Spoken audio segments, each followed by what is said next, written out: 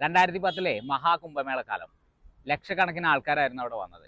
അപ്പോൾ ഇത് എന്താ സംഭവം എന്നറിയാൻ ഞാനും ഇവിടുന്ന് അങ്ങോട്ട് ട്രെയിൻ കയറി 11 ദിവസം ഗംഗയുടെ തീരത്തിൽ കൂടെ ഇങ്ങനെ നടന്നു.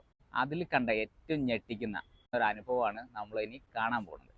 എല്ലാ ദിവസവും ഹരിദ്വാറിലെ ഗംഗാതീരത്ത് കൂടി 5-6 കിലോമീറ്റർ ഞങ്ങൾ ഇങ്ങനെ നടക്കും. ദാഹിക്കുമ്പോൾ ഏതെങ്കിലും കടവിൽ ചെന്ന് പുഴയിൽ നിന്ന് വെള്ളം കോരി കുടിക്കും.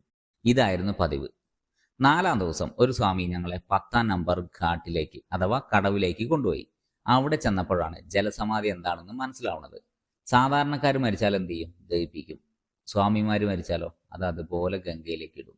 അങ്ങനെയുള്ള 5-6 മൃതദേഹങ്ങൾ ഞങ്ങൾ അവിടെ കണ്ടിട്ടുണ്ട്. അവിടെ നിന്ന് ഹോളി വാട്ടർ ആണെന്ന് ധരിച്ച് ഇഷ്ടം പോലെ ആൾക്കാർ വെള്ളം എടുക്കും. ഇക്കാഴ്ചകൾ കണ്ട ശേഷം പിന്നെ ഗംഗയിൽ നിന്ന് വെള്ളം കുടിച്ചിട്ടില്ല.